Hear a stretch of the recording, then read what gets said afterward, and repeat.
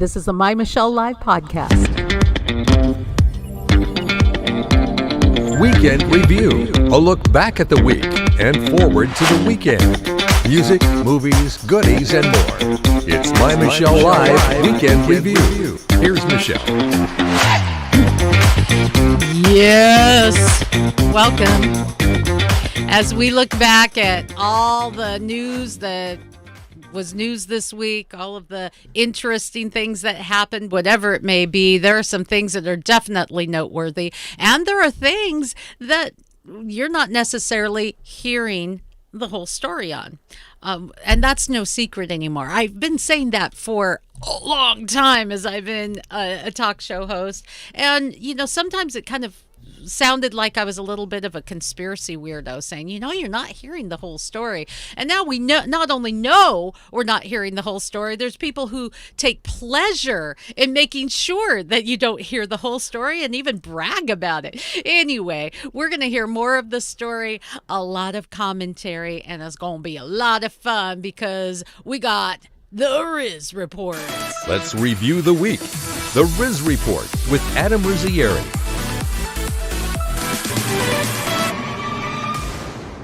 Big voice guy never quite gets your name right, but, you know, you've had that problem before. What? Adam Rizzieri. a few times. Yeah, you know, and we'll give him an A for effort, right? I appreciate effort.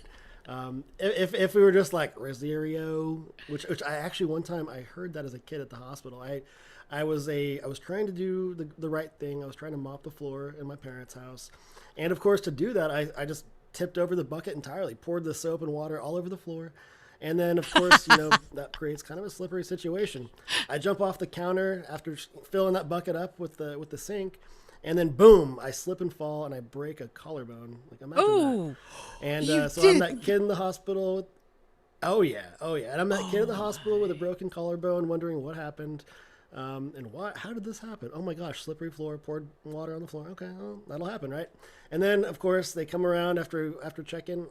Steven Rizziero. And I'm like, first of all, I go by Adam, middle name guy, all right?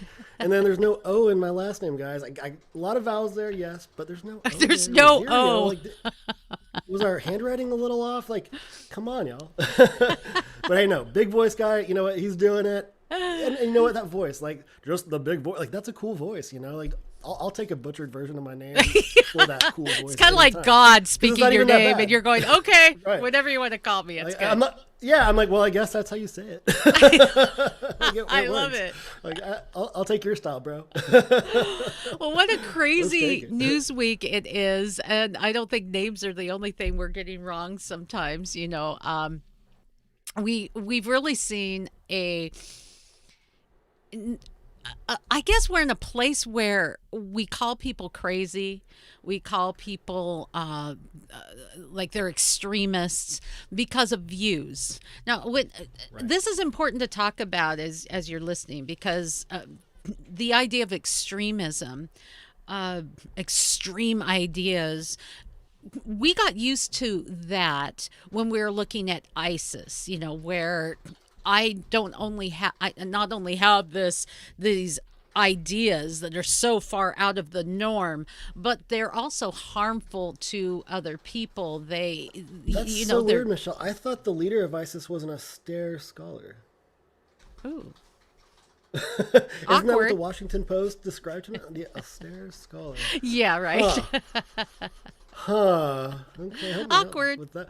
I thought the media was telling me something that I'm supposed to see as truth. Where and here's the interesting ISIS, extremism. What? Yeah. So when someone has, then we've kind of developed to the point where if someone has, if they're one headline, Mama Lisha, a pro-gun, anti-vax mom, is leading a growing national revolution of extreme women. And it's like you're people who say, let's be careful of vaccines, the adjuvants.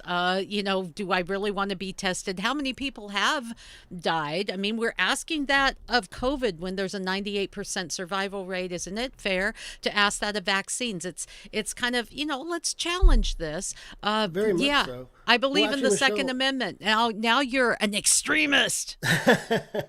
you're not allowed to have any thoughts to yourself. Any of your own thoughts, right? Like anything. Just I guess get that's not vaccine, mainstream, put it's your just- mask on, yeah, and it's shut a little- up. Is pretty really, much. and I've seen that. I did this. If you go to my personal Facebook page, I just posted a meme that a friend had posted. It was a mask on a flag, and it said the flag of slavery. And I said, thoughts? Think about it. And boy, there were people who were really bothered, offended. Shut up, put your mask on. And Aren't and these the problem, same people that were saying that that like basically denying science was a bad thing, well, right? yeah, but I it's thought your the view of vaccine- science. Science is there Yeah. to prove what you think, not so much to be challenged and to see what the truth is. And the biggest offense to that meme, though, is saying, how can you compare putting on a mask to human trafficking, the beating, the hating? And I get that, but that just shows that we're unable to think outside the box, that we're a one issue, kind of a one track kind of a person, because there's a lot of things that we can be slave to, Adam. We can be slaves to fear. We can be slaves to that concern. The Bible says that we can be slaves to sin. There's ways that we are enslaved to things that we just can't change or get out of. And sometimes our ideology is like that. And I say that to bring up a story that you had sent me about documents that are showing that California state officials coordinated with big tech to censor Americans' election posts. And how that ties in is that we've had people that said, wait, the numbers aren't really lining up. And people are saying, well, you're an extremist. You're crazy. You're not paying attention. Why not? If you're from that mindset going, look, Biden won, chill out, people.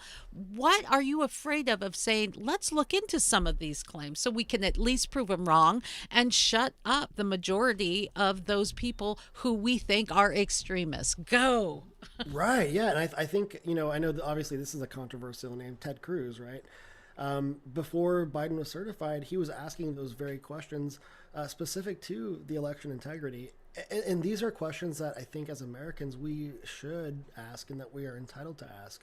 That's why we have things like the Freedom of Information Act. Like we're able to access public data, public records, and scrutinize them and see what's real and what's not real. What is our government up to? Which facts should we be listening to? Which facts are not, in fact, actually facts as well? There's all these fact checkers out there, right? And we've obviously seen through recent history that the fact checkers are not always honest, right? We've seen them in some cases shut down people like Candace Owens. We've talked about that before. And in respect of, obviously, I guess the quote, right? There's definitely, I think, reality in the fact that when people try to shut you down, when you're trying to seek understanding and you're trying to understand the context of certain things, when people quickly shut you down and don't even let you explore an issue that you might want to learn more about, that makes you a little suspicious about, well, why can't I ask these questions? What are you afraid of? What are you afraid that I might discover or uncover in my path to understand something with a little bit more visibility, right? And so, in California, Judicial Watch is an organization that is obviously very involved in ensuring that our constitutional liberties remain intact. And so the president of Judicial Watch, Tom Fenton, he basically released something to the public this week. Basically on Tuesday announced that following a California Public Records Act request for information, he received 544 pages of actual documents basically from the Secretary of State of California showing that state officials, with the collaboration of a communications company called SKDK, a company that has direct ties to the campaign for Biden campaign, and actually has leaders in that business who have worked with Biden very, very closely. State officials were working with this company to basically stifle social media posts that they didn't like, things that were counter to their message or potentially threatened their positions. And I literally have examples of real emails that were sent from this communications company to the state of California. And the state would then basically share this information with big tech, the big tech social media establishment, Twitter, Facebook, and then Google's YouTube. And so anything that was counter to their agenda, anything that sounded a little bit off, or really just asked questions or contested things that they were trying to say, specific to election integrity and now COVID too, that was shut down and oftentimes just removed from the social platforms. But it went far beyond that. They even obviously banned users, right? We saw shadow bans taking place all throughout, I think, the end of last year and into this year as well. And obviously we saw whistleblower documents come from Project Veritas, which, by the way, Project Veritas and James O'Keefe, permanently banned from Twitter right now. So when you have big tech colluding directly with actual state officials to quite literally influence the feelings of a country, the feelings of a state, of an electorate towards certain outcomes, that's a huge problem, because basically now social media establishment is not a private operator by any means. They are now a propaganda machine. They're a megaphone for whatever the ruling elite wants you to believe. So now, as a libertarian, I'm going to say that's fine if they're a private business and they want to do that. You know, we'll start at that level. But to operate under the guise of free speech is not okay. If they say, look, you're a Facebook user, you're a Twitter user, we adhere to, these are our ideologies. You'll see that on religious pages. They'll say, here's our statement of beliefs, right? If you want to be here, this is what we believe. We don't see that. Secondly, they're not just a private company. The New York Times, can be privately owned. It's not public, but it is a news information source. And so are these social media places. They are a news source. So having this pretense of being balanced and saying, well, we're gonna block this because it's fake news, right. There is a problem, and we have to do something. Now let's take it up one more level, and I want your thoughts on that. Now we're getting the government involved, specifically Secretary of State of California. Now we have the government utilizing private businesses to become a propaganda machine. Dude, we lived through this. You and I were probably born in a time when we laughed at the people behind the Iron Curtain because of their silly propaganda that their people would believe. And now we're there. It's crazy. It's really crazy. And it's hugely concerning. And it's very important that we are vigilant and that we do express our dissatisfaction with things like this. We have to go straight to our elected officials and say, hey, that's not okay. That is not cool. It's a violation of our freedom. And the thing is it's not just these isolated incidents that are concerning. It's what comes from these isolated incidents, right? And so when you see big tech working so closely with those who are elected in power, but then also working with big media as well, I mean, that's a lot of power to reckon with. Facebook as a company by itself controls the attention of over 3.5 billion people worldwide, which is, I mean, that's tremendous influence, right? And so when they are collectively stifling credible news sources, credible sources of information like the New York Post, I believe established by Alexander Hamilton, throwback, right? Like way back to early American history. How can they make decisions to silence an outlet like that, but then also make those similar decisions to silence a very credible influencer like even Alan Dershowitz, as he's having debates that explore topics in a very educational and academic sort of way. Debates that literally explore both sides of topics for the viewer to sort of digest and analyze and take from it what they will. Yeah, I don't have a problem with if you say, look, we have found that we don't agree with this. This is when the whole this is fake news, especially when you're censoring opinions of private people, actual news sources, actual news stories that do include facts. When you're censoring public officials or entire organizations, why? Or the president of the United States, Or the right? president of the United States. I don't care how crazy you think he is. What is up with that? Even Bernie Sanders takes issue with that, Michelle. Bernie Sanders thinks it's not okay for Twitter to silence and kick off Donald Trump. Thank you, Bernie. Thank you, Bernie. Yeah, like crazy Bernie. You know what? I agree with you, man, on this one. Absolutely. And you know what? I appreciate Bernie for keeping it real. You know what? We know his position on things. We can at least trust that when he says something, he really believes what he's saying. Yeah. And you know that because he will stand up in support of someone like Donald Trump, who obviously shares extremely different views from he himself. Views, temperament, words. God bless him for it. It's everything. God bless it. God bless you for your honesty, Bernie. Thanks for keeping it real and letting us know that when you say something, we can believe that you believe in what you're saying. That's what free speech is about, and I don't understand why we're afraid of free speech, but also why we're not more concerned that we're being duped. That are we too? And I'm wondering about this, as I told you about the meme that I put. I didn't say I agreed or disagreed, but the flurry, you could tell the people who may kind of agree with that or kind of get that.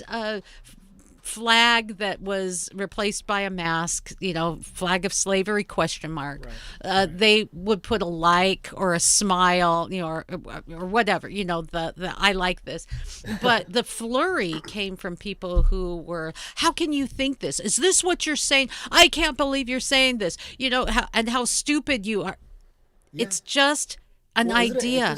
Isn't it interesting, Michelle, how the mask has actually become a political beacon, a messenger? It's basically, it is a flag that says, hey, this is where I stand on things. I believe that people who are vaccinated who are wearing a mask, I believe that in many cases, they wear the mask knowing that it does literally nothing if they are either vaccinated or they already had the virus and now they have the antibodies naturally. And the CDC this week has said that if you have gotten both vaccinations, that you don't have to wear your mask outside. Right? And I'm thinking, but I think Joy Reid was like jogging with her mask on. and having just been in Houston, my question is, how the heck did y'all in Texas, especially down there in the humidity and the heat, how did you all get through last year with masks on? I mean, you can't breathe anyway. You guys are hardy people. I called it the face bikini. I'd kind of wear it on my chin. I'd wear it on my nose. It was just kind of like, it was kind of barely there, but it was there. Like I was trying to keep it sexy, right? So, yeah, but like, and how do you? I saw this tweet from Kaylee McEnany's younger sister, who I know was a track athlete in Florida, and it was a picture of these 300-meter hurdles runners wearing a mask on the track. And man, I ran that event and I sucked at it because it's really hard. It's like long distance, but you got to jump over a hurdle when you're when you're totally tired. And to think of a literal collegiate track athlete having to wear a mask that hinders their ability to get oxygen to their muscles to help them compete. Man, like it makes no sense, right? It makes no sense. No, but we should be talking about it. It's fine if you say, look, we want to protect people, but if your vaccinations, which we want to make mandatory, which many colleges are now saying you've got to be vaccinated. And the news story this week is that we're on track to making vaccinations a mandatory thing in the military. If you put so much faith in these, and they are, they're scientifically proven, and anyone who questions it as a science denier, then why do you need a mask? Well, actually, Michelle, I've been kind of covering I don't understand. Well, I've been kind of covering the COVID vaccine actually quite a bit as it pertains to COVID advertising this week on some other shows. And right now, 40% of Americans 40% of Americans are hesitant about the vaccine, right? 60% of Americans believe that big brands have an obligation to say, get the vaccine, let's get back to normal. We know that 12% of Americans have always been never vaxxers, right? For religious reasons and other personal reasons, and that's okay. That's their choice. But that being said, there is now I guess 22% of Americans say never getting the vaccine, not ever. 18% of Americans say maybe I'll get the vaccine, but I would really like to learn a little bit more about it. I'd like to see some case studies. There are things that mainstream advertising is doing right now, and you'll notice there's a lot of commercials airing on TV that look really similar. Walgreens partnered with John Legend with this is our shot campaign. Google, Budweiser, Sam Adams, they're engaging in these campaigns that really say, hey guys, let's get the shot to get back to normal and get back to times past that we used to love. They kind of show you these like images of nostalgia, like backyard barbecues and hugging grandma and stuff like that. None of the advertising that you're going to see through mainstream commercial ads speaks to those 40% of Americans that want to see credible case studies, things that literally tell you what happens if you're pregnant, what happens if you're currently battling cancer or just recently beat cancer, what happens if you have autoimmune disorders, how does the vaccine impact people who maybe just naturally have thicker blood, right? There's been a lot of issues in the news about the blood clotting issues, and then also just a few isolated cases of deaths here and there. Nobody wants to be on the wrong side. And I just want to say there's isolated cases of deaths in the vaccine. Maybe just under 4,000 people in this country have died. And that's relevant. That's a relevant number. Well, it is if you're one of them, and that's the argument about COVID and why you should get vaccines. Because yes, 98% have a survival rate, but what if you're of that 2%? You're going, yeah, okay, I want to protect myself. So I get that. That's why that individual choice really matters. But as we're talking about you said something really key there, Adam, is that you see this same message. It's like talking points. It's like what you see in the news. If you go up and down the news channel, the same, almost verbatim, and tying into the story we were talking about, the same narrative that's being preached to us, and it's indoctrination. It's like brainwashing. And don't tell me it doesn't work, because that is exactly what advertising companies pay a lot of money to do, to be able to utilize psychology, to utilize whatever it is that works to help you to make a decision in their direction. You work in the marketing. You get this. Absolutely. So actually I looked into it, right? And so a lot of the big brands that are advertising right now in the mainstream, like big commercials, big budgets, Coca-Cola, all of that. Yeah. Exactly. These are companies that largely have leadership positions on, you probably heard of it, the Ad Council, right? The Ad Council it's been around since the 1940s. 1942, President Roosevelt used it for the Buy War Bonds campaign. In the early 90s, the Ad Council helped spread awareness about the AIDS virus. The Ad Council has been used as a collective to basically advertise polio vaccination. More recently, it's been vaping and Alzheimer's awareness. What I'm trying to say is you have big brands that are now making collective decisions that are directly influenced by the government, who is trying to sort of influence basically these messaging campaigns towards achieving a desired result. So the government works with the Ad Council. The Ad Council works with private businesses. It's sort of a connector. And so you have 144 companies represented in the Ad Council. 2 of those companies happen to be vaccine manufacturers. You have Pfizer and you have Johnson & Johnson as members of the Ad Council.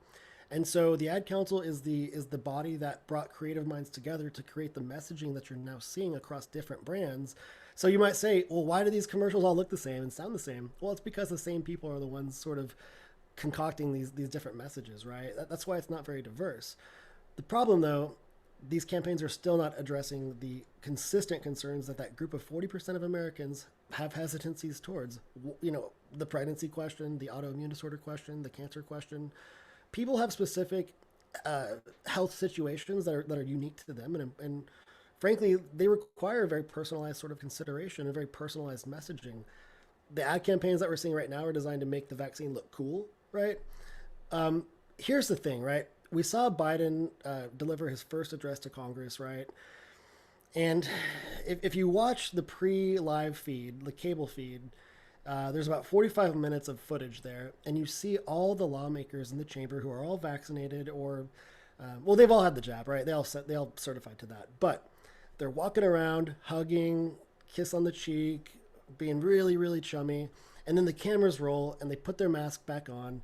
They stand 6 feet apart, and they act like they're playing by the rules. It's ridiculous. If they're really trying to promote the vaccine, just be honest. Like, you have the vaccine, you're next to people, take your mask down. Yeah, like, it's such hypocrisy. Did you see the picture of it was the United Nations meeting, and they had all these world leaders, but there was one world leader on a Zoom call that had his mask on? I sure did. You want to tell us who that leader was? I'll let our listeners and viewers just guess. Do. You are right. Joe Biden for 100. Right. Absolutely. I was going to give a clue. I was like, he's good at falling upstairs, which is just so sad, so terrible. Like, dude, is the camera going to get you? Does the camera communicate viruses? I mean, how does that work? How sincere is that, really? How sincere is that, especially in light of what you were just saying? Everyone's all chummy, and then the camera's on, so we have our masks on, so you can be good little automaton citizens and do what you're told. I don't mind doing the right thing, but I certainly mind if someone says don't question it. Back in March, I saw Fauci do the same exact thing. He literally had the mask. He was like, it was face bikini style, like me, right?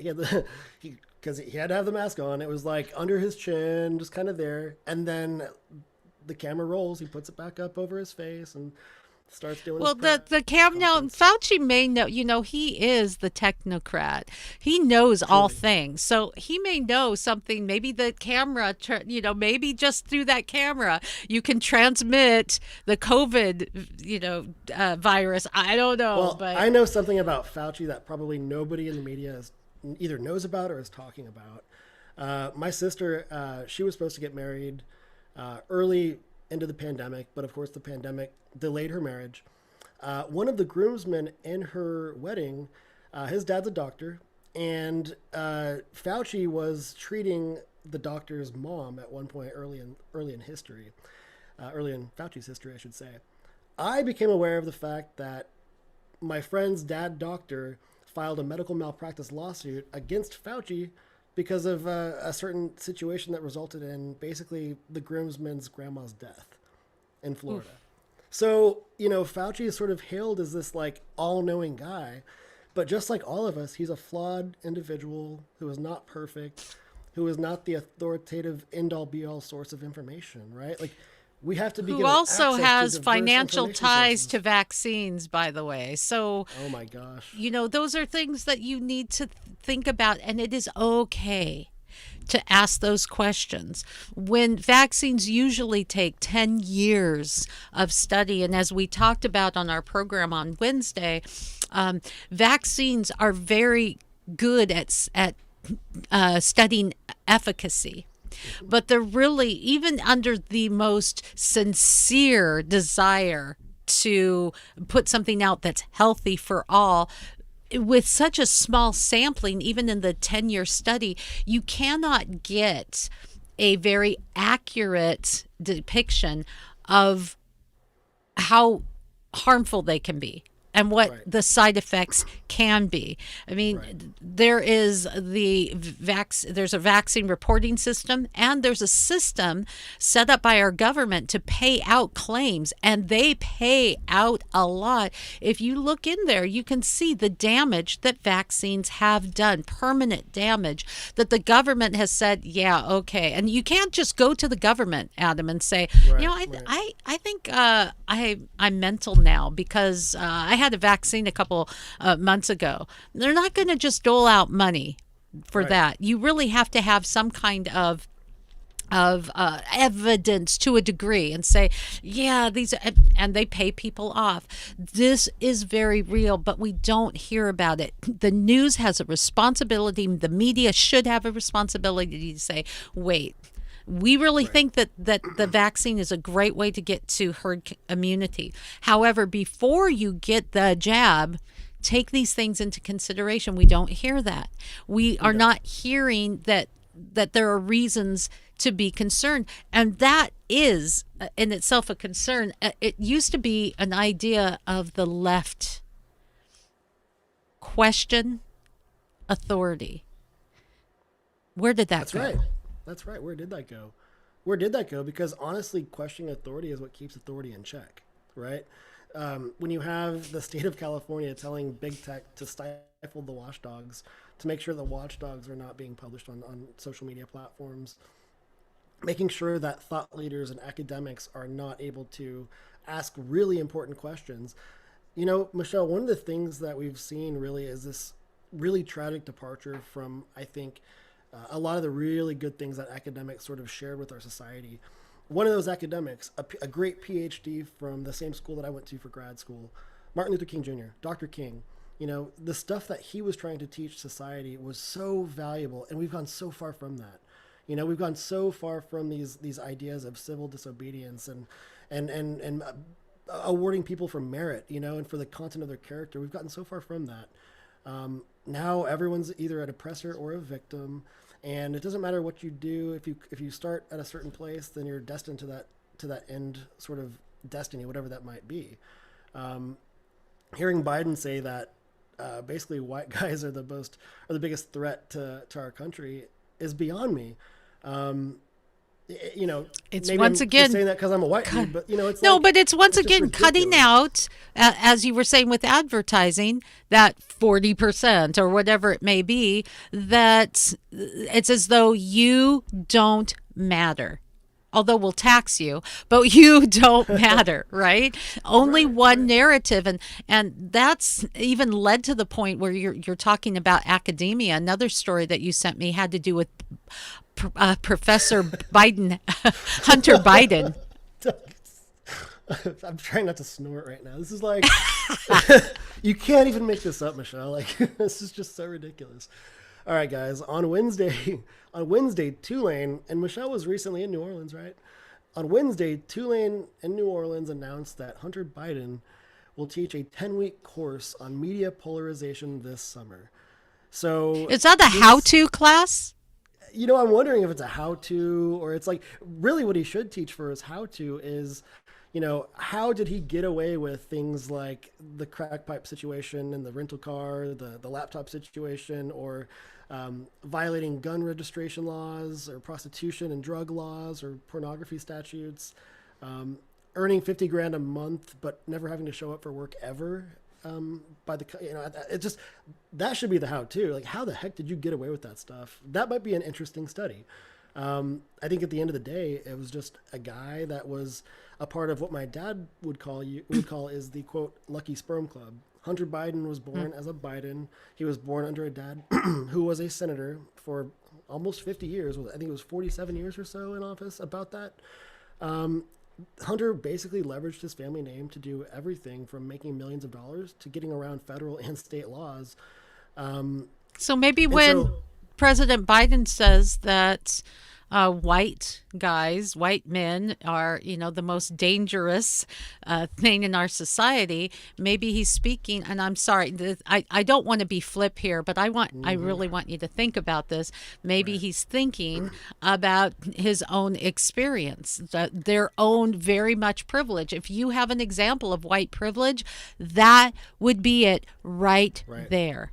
That would be it right there. Because if he were, let's just be honest. If Hunter Biden were just a black kid, would he have that kind of leeway? Absolutely not. If he were an everyday white kid, he probably wouldn't either. Exactly. But certainly, if you want to talk about how white privilege works, you cannot argue that. And so my contention is clean up your own house before you preach to us from the White House.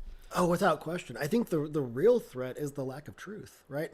The lack of truth, the departure from reality is the true threat to our country.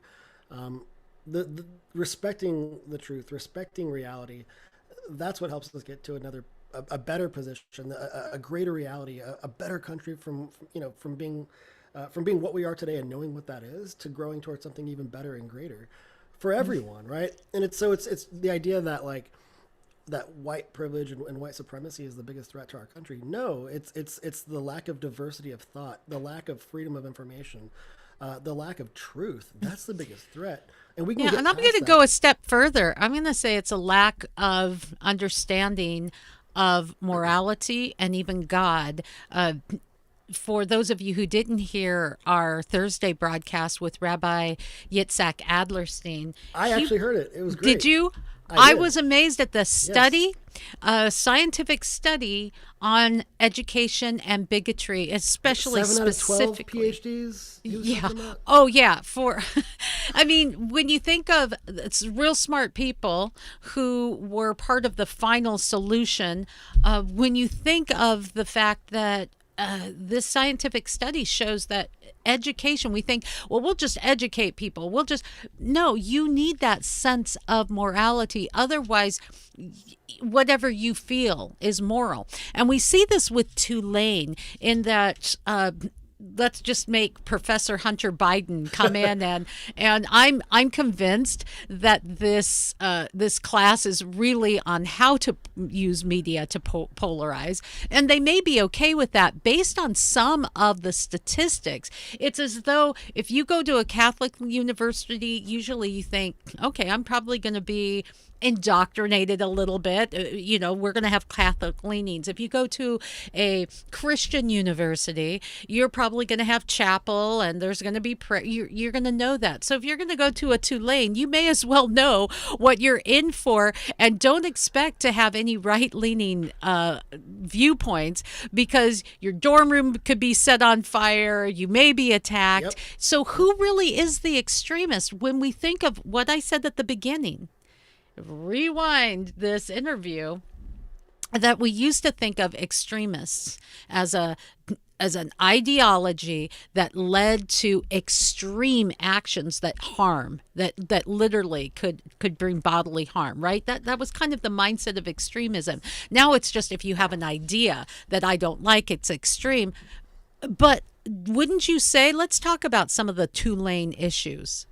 Oh, absolutely, absolutely. And there's actually some recent headlines coming out of a few different news sources. Fox is one of them. Speaking of course. Of course, but they're speaking to the fact that there are conservative and libertarian-leaning student groups that are literally being attacked on campus. Michelle mentioned a dorm room door being lit on fire. That actually happened. 2 kids lit this guy. He was the treasurer of the Tulane, I guess the Young Republicans, right? Door was lit on fire. You have people that are literally being denied access to the student cafeteria, so they can't even eat meals and stuff. If they had a MAGA hat or mask or something. Exactly, and the administration, they're doing nothing about these kind of issues. Oh, not only that, but the day after Trump's 2016 election, they set aside all of the classes. They canceled everything as a day of mourning.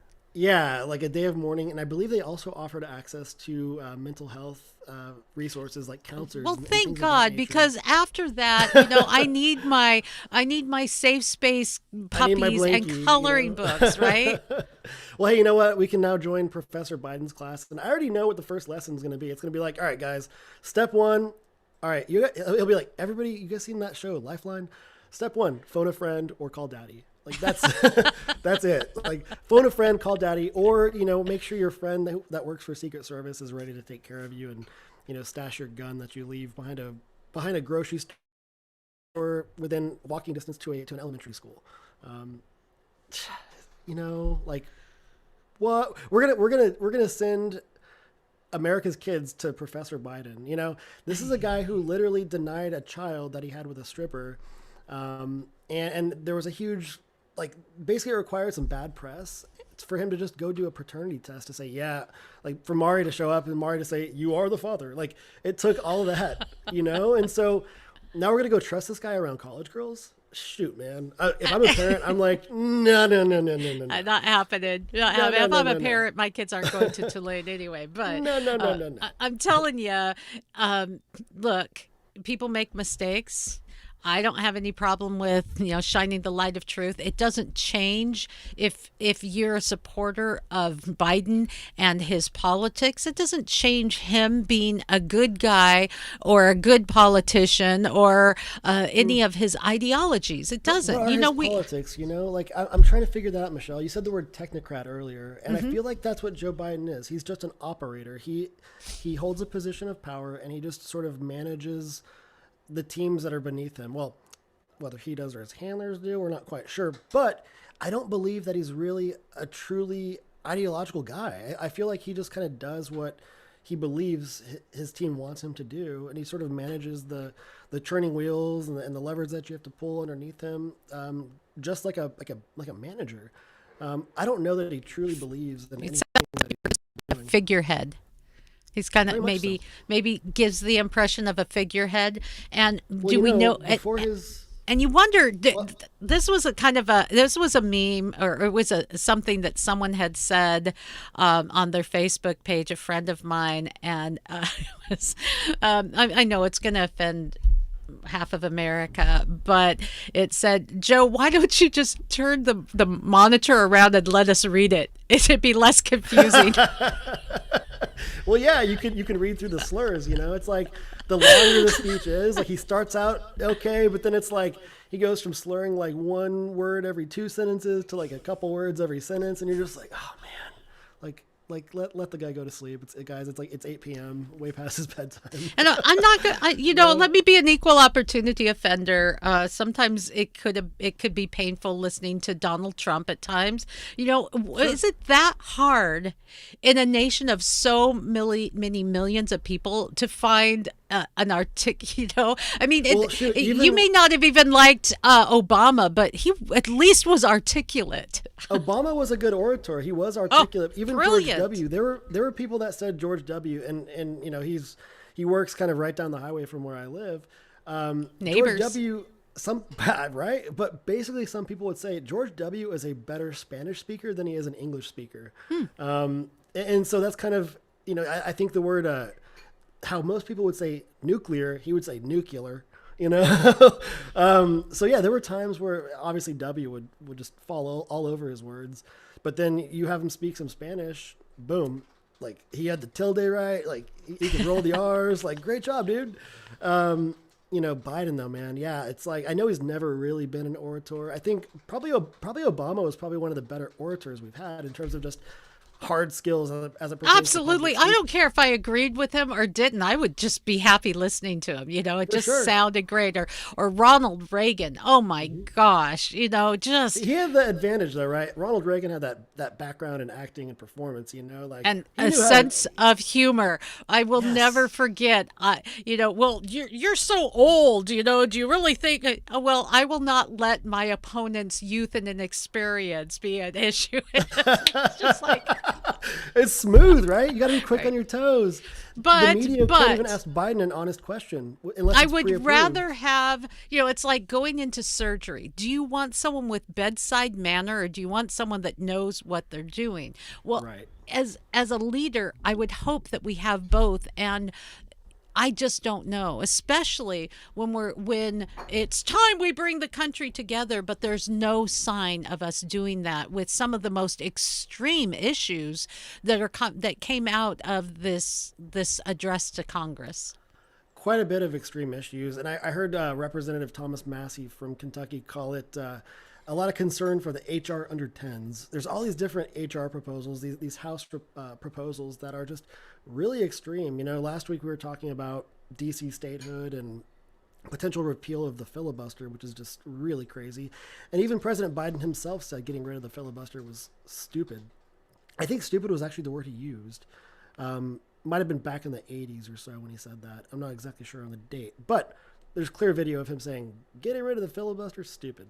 When Biden was delivering his first address to Congress this week, there were a lot of extremely radical things in there that I think that we need to be very, very concerned about. And if ever there were a time to ask questions and be constructively critical, it's right now. Major reform to the school system with the American Families Plan. We already talked about the trillions of dollars that we've been spending throughout the pandemic. Biden wants to spend more money. He's talking about spending 1.8 trillion now to add basically 4 more years of government funded schooling, right? So here's kind of a parenting question, right? The early years of childhood, those years before kindergarten, those are probably very important years for the kid to be closest to mom and dad, closest to the parents. And Biden's talking about now having 2 years of schooling before kindergarten as part of the traditional school system, but then also adding on 2 additional years of school after grade school. So it's not K through 12. It's like negative K through 14. It's like that's kind of what he's proposing. And now I want to go into that just a little bit because for those who do have who are in need of childcare, that can be helpful. I get that. For those who can't afford college, I think that's there's some good things there.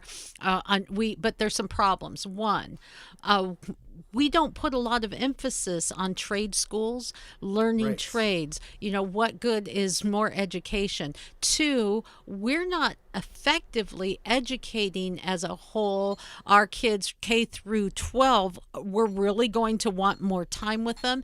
And 3rd, the one that you bring up is that for most of us, that is the most important time with our children. Do we really want them indoctrinated into some of the extreme weirdness? I mean, reading, writing, and arithmetic are almost a thing of the past, and even where they touch on those, they've had to mess with them. We have subjective math now. What the heck? So those are some of the problems that I have with it. So when we get to a place where it becomes mandatory, if they have it just as an offering for people that can utilize it, if you don't have resources, okay. But just like masks and vaccines and everything else, it's a one size fits all. You have no choice society that we're getting into. You like that as you're watching or listening right now? Great. But wait until it turns the tide and something you don't like's there and you've already signed away your rights. Boom. Very much so. Very much so. And, I agree. There's definitely validity to the fact that people who are working do need some adequate childcare solutions. But I also believe that there are employers out there who respect employees and the family structure enough that they can create certain sorts of environments that actually would allow for these young kids to be in the workplace with mom or dad as needed. Or, obviously with the COVID work from home thing, it's obviously a lot different. There's someone who works for me and she has there's 4 kids in the house, and they have a teacher come in and teach those kids every day. And her husband, he's working too in the same house. It's a full house, that's for sure. But there are ways to sort of get around it, and I think employers can do a lot to support that. You don't need the government to do it. I think employers can make some moves to help improve how things kind of work out for the people that work to support their businesses. I think specific to trade schools, no kidding. I mean, oh my gosh, you have employers, big brands that are giving preference to college educated people with a college degree who studied underwater basket weaving and like figure eight, dancing and just like different. Or they things took Professor Hunter Biden's class. Yeah. Okay. How to dodge the media and get mommy and daddy's credit card, right? Like, whereas they won't give preference to someone who doesn't have that college degree but has real world experience, who might be self-taught. I think about my grandpa. My grandpa is a guy who joined the Army but got kicked out because he was underage, and then he joined the Air Force when he was 18. Didn't go to college, but he ended up teaching college classes at UT because of all the knowledge he acquired through life. So he was a self-taught person, but he didn't have that piece of paper that said he was a genius. He could just talk to you. And so I think that, employers, I think, share some blame in the degradation of the value of just your basic high school education by sort of inflating the value of a college degree. I went to grad school. I do have a master's degree, but I will tell you, the only thing that helped me learn was getting my butt kicked a few times and learning how to work. College didn't teach me that, right? And I think that there are so many people out there that are so valuable that maybe don't have that piece of paper, but these are business owners. I think Glenn Beck, he's obviously a controversial figure in some ways, A little bit. but I think he's a really smart. He's a little bit, right? He's a high school educated guy, but he can talk to you for hours about most anything. Kind of in some ways reminds me a little bit of my grandpa. Just that diversity, that depth of knowledge. Not because he has a piece of paper that says he knows a thing or two, but it's just because he actually knows a thing or two. And there's a lot of Americans like that. We're seeing Biden now sort of basically say this. He's preaching this Jobs Act, right? There are nine. It was. I have a stat here about high school graduates, right? So, of high school graduates right now, basically we have. What is the statistic here? Okay, so there are currently more jobs available than those who are willing to work. In Biden's address to Congress, he said the word jobs 43 times, and he's proposing another 2.3 trillion in spending to create jobs. But the jobs are there. There are 15 million job vacancies open right now. Before the pandemic, there were 10 million vacancies available. The thing is the the way the government is sort of competing with small businesses for jobs, it's actually hurting the economy and it's hurting the job market. You have people who are sitting at home making more on unemployment than they would make by actually working for that same money. You have the federal government now saying, you know what, we're going to pay all employees $15 minimum wage. The federal government is expanding and it's competing with small businesses. All of this spending is basically making the value of our dollar less, right? So $15 today before all the spending is very different from $15 tomorrow after we've added another 10 trillion to the debt side of our budget. The value of the dollar is going to get very, very weak under really the spending plan that Biden is proposing. And so it's going to make things even harder on people. Instead of supporting the small businesses to create value, to invest in the economy and the local economies, to invest in the students that are out there, instead we're spending money on programs that don't actually lead to value creation. We're just kind of draining cash. And so I think that we have some real concerns that are kind of coming our way. And if you think to kind of what you spend at the gas, right, or at the gas pumps, your gas is more expensive right now. The cost for lumber is more expensive right now. If you're trying to buy sheetrock to do a project at home, that sheetrock is way more expensive here in April than it was last year in October. I know this in a very real way because I'm working to remodel my house myself, and the cost of lumber is just through the roof. It's like 4x what it was last year. So, you think about, where does this end, right? How bad is it going to get? I've heard some economists say that the dollar is going to basically be cut in half within about 5 to 10 years in terms of its value. So can you imagine having a dollar today and then just like cutting that in half and like that's what it's worth in 5 to 10 years? That's a real concern, and it's here right now. Yeah, and so the more we spend, 2.3 trillion, the faster we get to that point. Yep. My letter came in the mail from Joe. I got a personal letter from Joe Biden that said, and you may have too, that said, I gave you this much money and see, it's going to help the whole world and everyone's going to get vaccinated. And I'm like, what? Wait, what? But that's fine. That's all well and good. But, we're not only throwing money at the problem, but it's almost insulting when you think of some of the money that we spend in other nations, right? That Yes. you know what I'm saying? Yes. Yeah. Where You're talking about the tens of millions we're spending for gender education in Pakistan, for example. Yes, there you go. What the heck is that? Like, why? Why? Maybe we just start with like Saudi Arabia. Like, let's just start with like basic human rights and basic civil liberties and just kind of an education. But why that? Like, in America too, this pre-K times 2 plus, I guess, grade 14 now, mandating critical race theory instead of prioritizing STEM programs and prioritizing trade programs. We're focusing our attention on the wrong things. And it's going to make the federal government bigger. It's going to make the small private sector and the middle class smaller. And if you know what's interesting, Michelle? Go ahead. The people that are pushing all of this stuff this is interesting and it's an observation, but they are either rich white people who are, it's a combination of rich white people and select elite minorities as well. But these select elite minority individuals do not represent the majority of their specific demographic, right? Joy Reid does not represent all of black people by any means. And so you find individuals like this who try to be a megaphone for their communities, but they're just so removed from reality. They are incentivized by sort of taking power and using race to divide people instead of using it, instead of unifying people, right? They're using it as a weapon to get more power, to control the message, to be the message. At the end of the day, we lose our rights, we lose our freedoms, we lose our voice.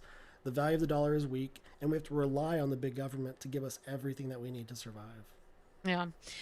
So we're seeing some despairing things that are happening. Hypocrisy continues to rise. So we see only one narrative. And when that is not being challenged, as the federal government does grow, if there's only one voice, that becomes something very dangerous, and that would be called tyranny.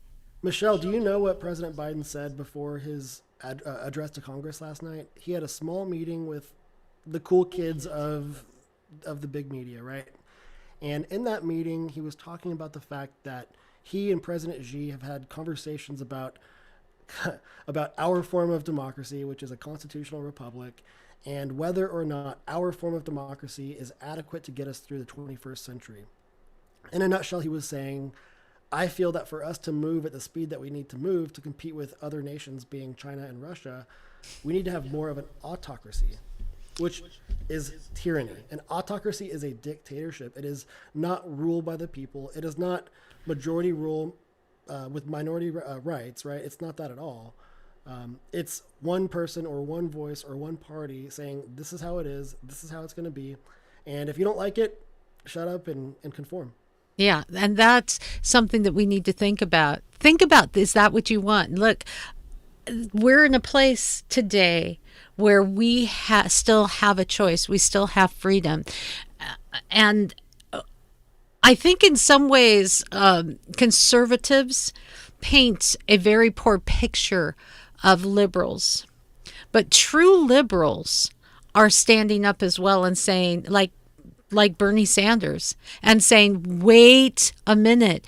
We need both sides of this coin. We really do. Right. We need the challenge, because otherwise we do become tyrannical. Republicans need those crazy liberals that are saying, wait a minute, because you need to be able to keep in check. The liberals need those wacky Republican right-wingers to keep them in check. That's how things work. Michelle, you're so right. And you literally just brought to mind this thing. So for any liberals that are listening that we have not totally pissed off, you're listening because you feel something that we're saying. And I want you to know that you're not alone. There are a lot of people who would define themselves as liberals who are just very upset with what they're seeing our government do. If you look to organizations like the Walkaway Campaign, this is a group of individuals who describe themselves as former liberals who saw themselves stay unchanged in what they believed was right, but they saw their party go so far from what was representative of what they felt was their values. Basically, you guys never changed, but your party did, right? Mm-hmm. And so you're not alone. And I think that's why we're seeing both from liberals and conservatives, there are so many more people that are truly in the middle, truly in the center. So use your voices and don't fall into the trap of self-censorship. And because that's really what the establishment wants. They really want you to just self-censor. They want you to be fearful that if you say what you feel and you speak up for what's right, that you're going to be shot down. Like that old Russian or that communist quote, the nail that sticks up gets pounded down, right? Don't worry about that. We celebrate that in our country. That's what nails are for. Nails are for getting pounded. That's okay. And we're going to be hard as nails. And it doesn't mean that you have to be right.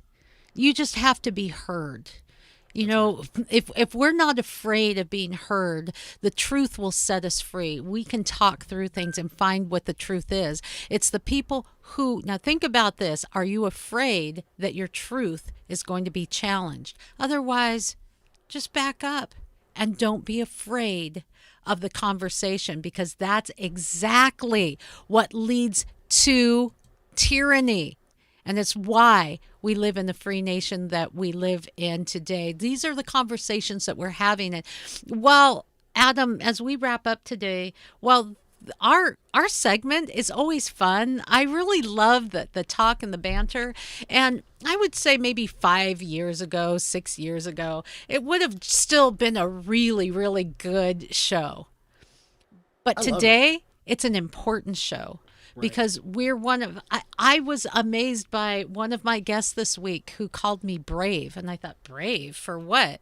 Just talking? How is it brave to just have conversations? But in some ways, yeah, it is brave, because we may challenge a narrative. We're bringing another side of the story. We're not afraid to talk about what you're not supposed to talk about. This program and this weekend review, this Riz Report is important. I'll give you the final word. Hey, it'll be very simple. Hang with us or we hang alone. You know, like hang with us. Let's say what's right. Stand up for what you believe in. And by all means, good God, do not self-censor what you know is right. That's right. And something else that you can do, go to MyMichelleLive. You can like us. You can share us. You can comment on us. You can tell your friends about us. Help us to grow, because we're really trying to share a deeper story. Another narrative. We're trying to continue to be a free nation, and we're looking for something even deeper, and that's the God story. Adam Rizzeri is a Chief Marketing Officer at Agency Partner Interactive, and you can find links on MyMichelleLive.com. Adam, happy weekend, getting ready for a new week. Thanks for joining us. Thanks so much, guys, and make sure you subscribe, like. Oh, no, I'm not going to let you talk anymore, apparently, because it's just too loud. For more fun, go to MyMichelleLive.com. So good. And that's a wrap. Thank you, Adam.